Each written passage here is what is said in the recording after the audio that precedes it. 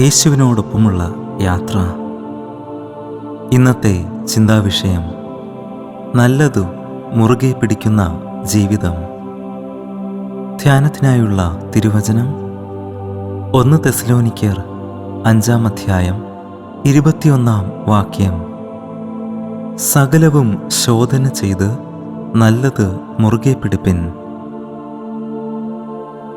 അപ്പോസ്തലനായ പൗലോസ് ഈ വചനത്തിലൂടെ നാം ഏറ്റവും ജാഗ്രതയോടെ കരുതേണ്ട ഒരു കാര്യം നമ്മെ പഠിപ്പിക്കുന്നു.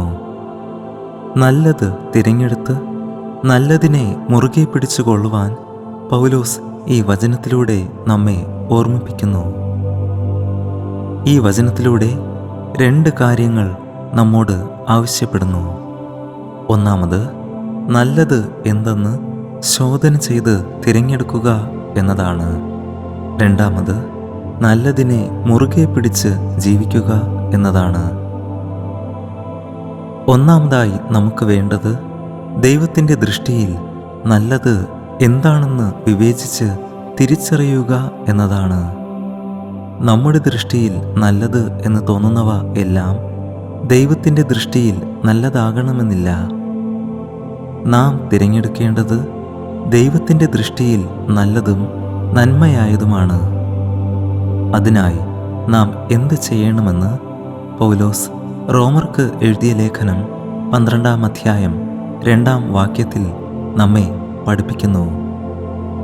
ഈ ലോകത്തിന് അനുരൂപമാകാതെ നന്മയും പ്രസാദവും പൂർണ്ണതയുമുള്ള ദൈവഹിതം ഇന്നതെന്ന് തിരിച്ചറിയേണ്ടതിന് മനസ്സു പുതുക്കി രൂപാന്തരപ്പെടുവിൻ എന്ന് നമ്മെ ഓർമ്മിപ്പിക്കുന്നു. ദൈവത്തിൻ്റെ ദൃഷ്ടിയിൽ നന്മയും പ്രസാദവും ആയത് തിരിച്ചറിയുവാൻ നാം ഒന്നാമത് ചെയ്യേണ്ടത് മനസ്സ് പുതുക്കി രൂപാന്തരപ്പെടുക എന്നതാണ്. അതിനായി പഴയ പാപമനുഷ്യൻ്റെ പ്രവർത്തനങ്ങൾ ഉപേക്ഷിച്ച് ക്രിസ്തുവിനോട് അനുരൂപമാക്കപ്പെടുന്ന ആത്മാവിനാൽ നയിക്കപ്പെടുന്ന പുതിയ മനുഷ്യനെ ധരിച്ചു കൊള്ളണം എന്നതാണ്. നാം നല്ലതിനെ തിരിച്ചറിയുവാൻ വചനത്തെ ധ്യാനിച്ച് വചനത്തിൽ വളരുന്ന ജീവിതം നയിക്കുന്നവർ ആയിരിക്കണം. എബ്രായർക്ക് എഴുതിയ ലേഖനം 5-ാം അധ്യായം 14-ാം വാക്യം നമ്മെ ഇങ്ങനെ പഠിപ്പിക്കുന്നു. കട്ടിയായുള്ള ആഹാരം നന്മ തിന്മകളെ തിരിച്ചറിവാൻ തഴക്കത്താൽ അഭ്യസിച്ച ഇന്ദ്രിയങ്ങളുള്ളവരായി പ്രായം തികഞ്ഞവർക്കേ പറ്റുകയുള്ളൂ.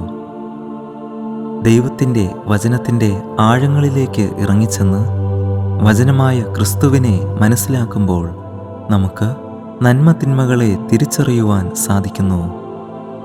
ദൈവത്തിൻ്റെ ദൃഷ്ടിയിൽ നന്മ ഏത് തിന്മ ഏത് എന്ന് തിരിച്ചറിയുവാൻ വചനം നമ്മെ സഹായിക്കുന്നു, വഴികാട്ടുന്നു. യഥാർത്ഥ നന്മയായ ക്രിസ്തുവിനെ തിരിച്ചറിയുന്ന ജീവിതമാണ് അനുഗ്രഹിക്കപ്പെട്ട ജീവിതം. രണ്ടാമതായി ഈ വചനം നമ്മെ ഓർമ്മിപ്പിക്കുന്നത് നന്മയായതിനെ മുറുകെ പിടിച്ചുകൊള്ളുക എന്നതാണ്.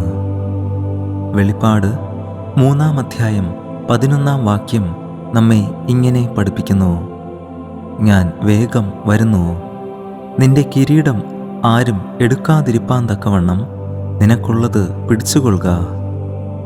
ദൈവത്തിൻ്റെ ദൃഷ്ടിയിൽ നന്മയായതിനെ ദൈവം കാണിച്ചു തരുമ്പോൾ അത് മുറുകെ പിടിച്ചു ജീവിക്കുക എന്നത് ഏറ്റവും അത്യാവശ്യമാണ്.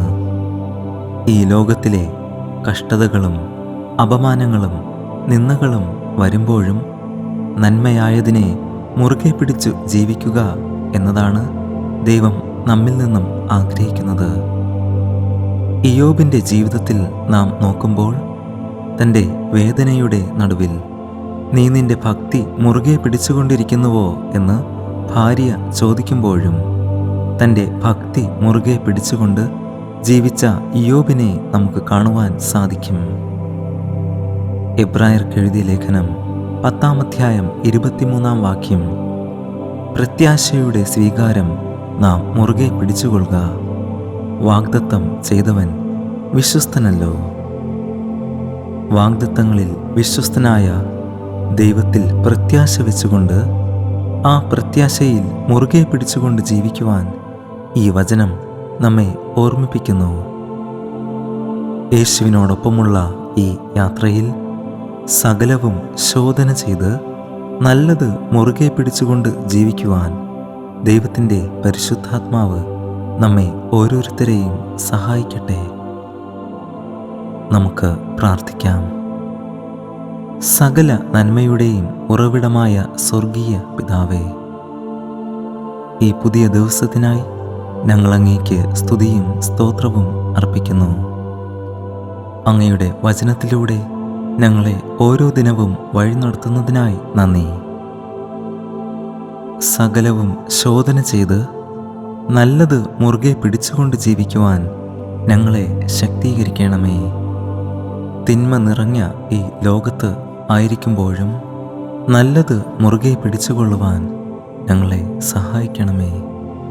പരീക്ഷകളും ശോധനകളും നിന്ദകളും വരുമ്പോഴും തളർന്നു പോകാതെ കർത്താവെ അങ്ങിൽ പ്രത്യാശ വെച്ചുകൊണ്ട് ജീവിക്കുവാൻ ഞങ്ങളെ ഓരോരുത്തരെയും സഹായിക്കണമേ. ഞങ്ങൾക്ക് വേണ്ടി ജീവനർപ്പിച്ച് ഉയർത്തെഴുന്നേറ്റ് ഇന്നും ജീവിക്കുന്ന കർത്താവായ യേശുക്രിസ്തുവിൻ്റെ നാമത്തിൽ തന്നെ ആമേൻ. ദൈവം നമ്മെ അനുഗ്രഹിക്കട്ടെ. God bless you.